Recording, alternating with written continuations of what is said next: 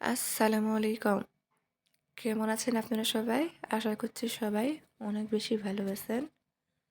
আপনাদের আবারও একবার আমন্ত্রণ করছি রেসার লাইফস্টাইলের আরেকটি নতুন ভিডিও দেখার জন্য।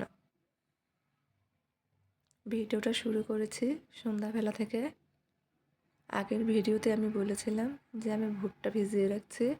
এটা দিয়ে পাকোড়া তৈরি করব। এই যে পাকোড়া ভেজে নিচ্ছি। সন্ধ্যায় চায়ের সাথে খাওয়ার জন্য। ভেজেছি যদিও একা একা খেতে হবে। মেয়েও খেতে পারে না, মেয়ে তো ছোট, মেয়ে এসব খেতে পারে না। এসব পাকোড়া আপনাদের ভাইয়ার খুব পছন্দের একটা খাবার। ভেজে তাকে ফোন দিলাম যে সে আসবে কি না। আসতে পারবে না, কি আর করার।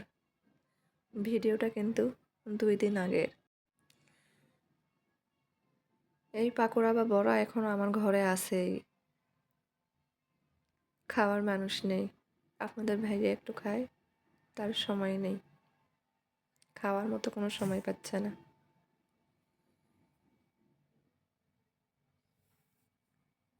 তারপর এই যে সন্ধ্যাবেলায় আমার পাশের বাসার ভাবির মেয়ের বার্থডে ছিল, সেখানে দাওয়াত করেছিল, গিয়েছিলাম। এই যে কেক, বাসায় কেক তৈরি করেছিল ওরা, কিন্তু মেয়ে কান্না করছে, ওর বাবা আসতে পারেনি তাই সেজন্য সে কেক কাটবেই না। তার বাবার কাছে ফোন দিয়েছে, বাবা তুমি আসো আমি কেক কাটবো, কিন্তু তার বাবার সময় নেই, আসতে পারলো না। এদিকে মেয়ের কান্নাও থামছে না, সেজন্য আর ভিডিওটা করতে পারেনি। এটাই হচ্ছে সৈনিকের জীবন, তারা কোনো কিছুতে থাকতে পারে না। মেয়ের বার্থডেতেও থাকতে পারলো না। এদিকে বাবা কষ্ট পাচ্ছে, ওইদিকে মেয়ে কষ্ট পাচ্ছে, এটাই তাদের জীবন। তো যাই হোক, ওখান থেকে চলে এসেছি রাতের বেলা। এটা পরের দিন সকালের ভিডিও। জানালাতে একটু ভিডিও করছিলাম। বাইরের পরিবেশটা আমার কাছে খুব ভালো লাগছে,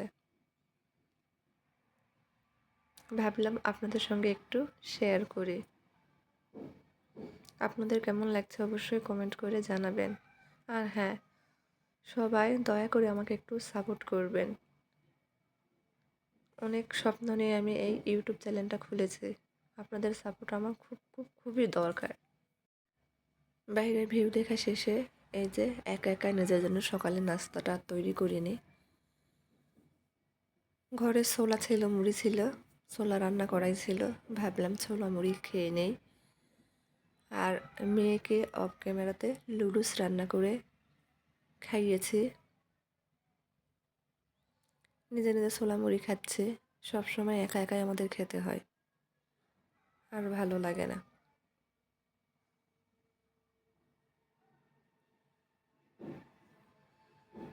ছোলা মুড়ি খাওয়া শেষ। তারপর এই যে আপনাদের ভাইয়া একটা হাঁস নিয়ে এসেছে, নিয়ে এসে সে নিজেই পরিষ্কার করছে, দেখেন।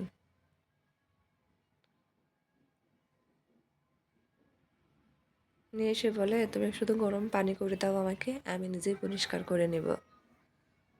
আমি গরম পানি করে দিয়েছি, সে পরিষ্কার করছে। আমি একটু পরিষ্কার করতে গেছি, বলে তুমি চুপচাপ দেখো, করতে হবে না। এই যে পরিষ্কার করে দিয়েছে, দিয়ে আবার চলেও গেছে। আমি তারপর হাঁসটা কেটে নিব, নিয়ে দুপুরে রান্না করব। সে পরিষ্কার করে দিয়ে চলে গেছে। আমি হাঁসটা আবার ভালোভাবে একটু বেছে নিয়ে কেটে নিয়েছি, দুপুরে রান্না করব। এই যে তারপর রান্নাও বসে দিয়েছি। ভাবলাম আমাদের উত্তর অঞ্চলে ডিম দিয়ে হাঁসের মাংস ভুনা করে, আমিও আজকে ডিম দিয়েই রান্না করব। সব মশলা দিয়ে হাতে মেখে মাংসটা উঠে দিয়েছি, ডিমও সেদ্ধ করে কষিয়ে নিয়েছি। ডিম দিয়ে রান্নাটা করে নেব।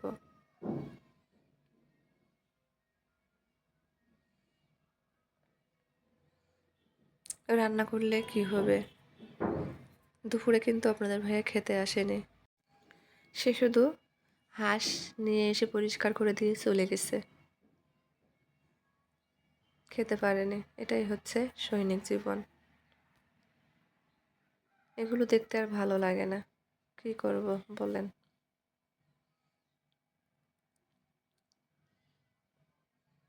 আমার মেয়েটাও তার বাবার কাছ থেকে ছাড়া খায় না। বাবার হাতেই খাবে সবকিছু।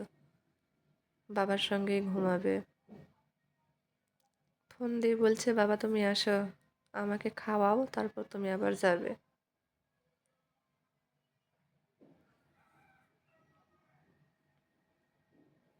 আমার বাবা বলে, তুমি তোমার মার সঙ্গেই খাও মা। কিন্তু মেয়ে রাজি হয় না, বলে না তুমি আসো, তোমার সঙ্গে খাবো, তোমার হাতে খাবো। কিন্তু এই যে, সে তো আর আসতে পারবে না। আসলে মেয়েরা একটু বাবাকেই বেশি ভালোবাসে, তাই না? রান্না হয়ে গেছে, একটু দেখিয়ে দিচ্ছি, দেখেন কিরকম হয়েছে। আমি একটু ঝোলঝোলই রেখেছি।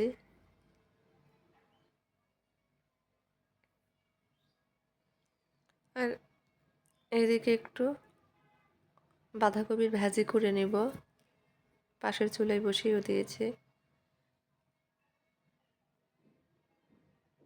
আলু দিয়ে বাঁধাকপির ভাজি, এটা দিয়ে আমাদের দুপুরে খাওয়া হবে। তো আমার ভিডিও যদি আপনাদের ভালো লাগে, আবারও বলছি, সবাই দয়া করে আমার চ্যানেলটাকে একটু সাপোর্ট করবেন, একটু ভালোবাসা দিবেন। আজকের মতো এই পর্যন্তই। সবাই অনেক বেশি ভালো থাকবেন, সুস্থ থাকবেন।